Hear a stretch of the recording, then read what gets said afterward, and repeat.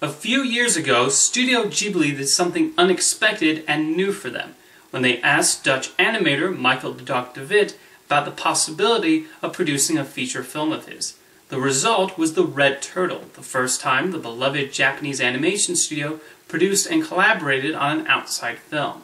This is a beautiful film that manages to accomplish so much with no dialogue, and gives the audience so much to absorb over its 80 minutes. The collaboration began when Hayao Miyazaki came across de Wit's Oscar-winning short film Father and Daughter, and was so impressed he became interested in financing a feature film. While Ghibli offered occasional suggestions and notes during the writing and storyboarding process, Miyazaki, Toshio Suzuki, and Asao Takahata were largely hands-off. What's also unique about The Red Turtle among Ghibli productions is that it was animated outside of Japan with largely European animators, thus retaining de Wit's distinctive style.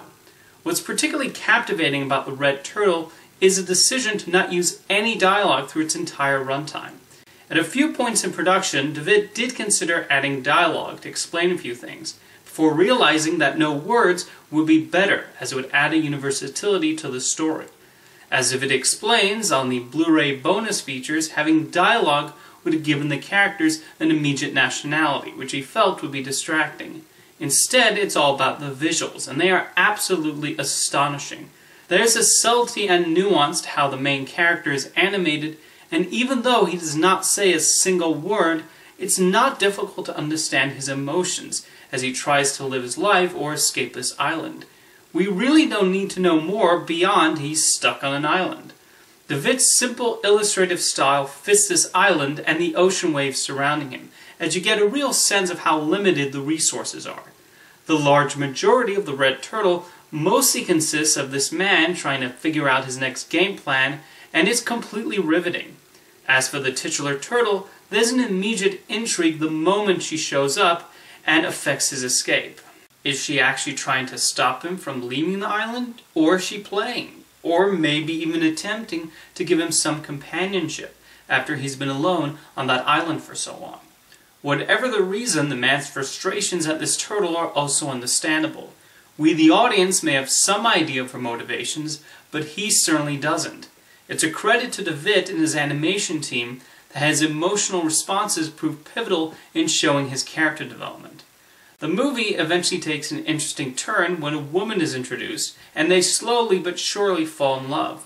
The way they meet is one that lends itself to multiple interpretations and curiosities, and it leaves one thinking through the entire movie. And again, while there could have been communication there, it's not needed.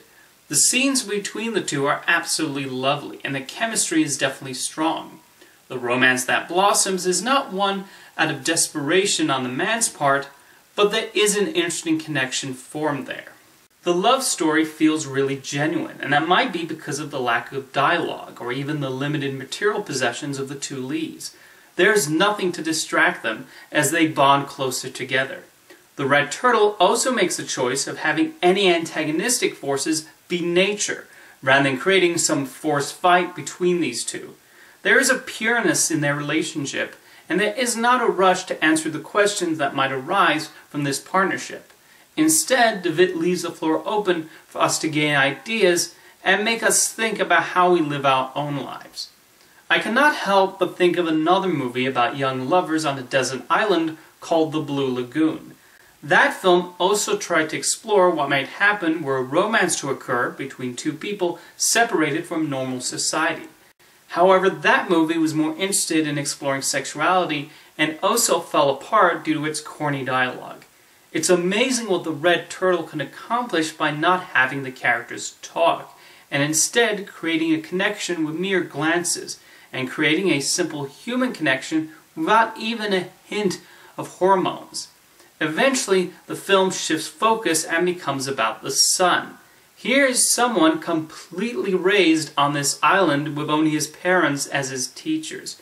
This creates a further message about how our parents shape us. De Wit also provides some humorous scenes with his son as a baby, interacting with the crabs and turtles of the island. And again, we have a clear understanding of the thoughts running through his head, and his incredible curiosity at the world around him. Those moments are not just funny little scenes involving a cute toddler.